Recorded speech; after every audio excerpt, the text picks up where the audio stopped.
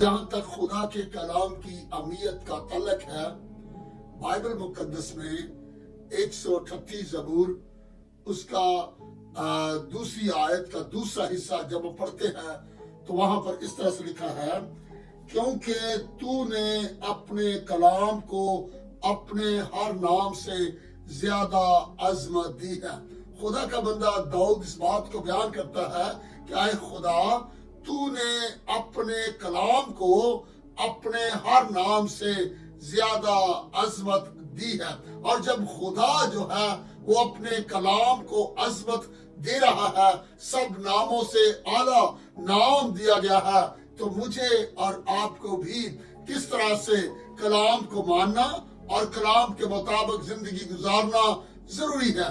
اور ہم دیکھتے ہیں کلام ہے کیا، What is the word of God؟ اور جب ہم یوحنا کی انجیل اس کا پہلا باب کی پہلی آیت کو پڑھتے ہیں تو وہاں پر لکھا ہے کہ خدا نے دنیا سے ایسی محبت کی کہ اس نے اپنا اکلوتا بیٹا بخش دیا تاکہ جو اس پر ایمان لائے ہلاک نہ ہو بلکہ ہمیشہ کی زندگی پائے۔ اور یہ بھی لکھا ہے کہ ابتدا میں کلام تھا، کلام خدا کے ساتھ تھا اور یہی کلام خدا تھا۔ اور ہم دیکھتے ہیں کلام بذات خود خدا ہے، اور یہی کلام، یہی کلمہ جب زمین پر انسان بن کر آیا اور اس نے کلام کیا تو اندھوں کی آنکھیں کھل گئی، اس نے کلام کیا مردے قبروں میں سے نکل آئے، اس نے کلام کیا اور زندگیاں بدل گئیں۔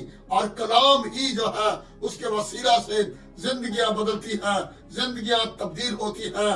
اور ہم دیکھتے ہیں کہ جب لوکا کی انجیل کا 11واں باب پڑھ رہے تھے اور دیکھتے ہیں کہ یسوع مسیح کلام پیش کر رہے ہیں، اور ایک عورت نے کہا کہ مبارک وہ رحم ہے جس میں تو رہا، اور مبارک وہ چھاتیاں ہیں جو تو نے چوسی۔ یسوع نے کہا ہاں یہ ٹھیک بات ہے، لیکن اس سے مبارک وہ ہے جو میرے کلام کو پڑھتے اور اس کو سنتے اور اس پر عمل کرتے ہیں۔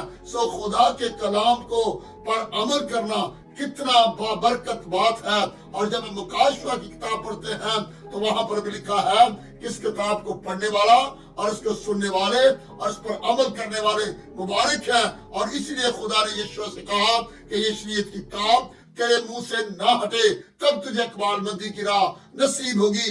اور خدا کا کلام ہی ہے جو ابتدا میں فرمایا گیا اور دنیا کائنات خلق ہوئی، خدا نے کہا کہ روشنی ہو جا، روشنی ہوگی۔ اور خدا نے وہی کلام جو ہے جب نوح سے کیا کہ میں دنیا کو پانی کے طوفان سے برباد کرنے والا ہوں، اور اس نے کلام کا یقین کیا اور اپنا خاندان بچا لیا۔ اور خدا نے ابراہیم سے کلام کیا اور ابراہیم نے اس کلام کو مانا اور اسے اپنے گھر کو چھوڑ دیا اور خدا کے کہنے کے مطابق وہ چل پڑا، اور خدا نے اس کو ایمانداروں کا باپ کہا۔ وہ ایمانداروں کا باپ ہے۔ آئے میں اور آپ آج کلام کی عزت کرے۔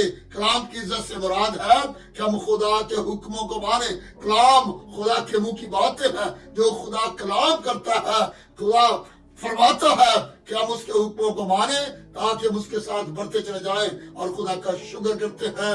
کلام ہی کے وسیلہ سے اس نے ہمارے ساتھ وعدے کیے ہیں کہ ہم آسمانی بادشاہی کے مالک ہیں، نئی زندگی کے مالک ہیں، اس روٹی کے جو زندگی بخشتی ہے اس کے ماننے والے ہیں۔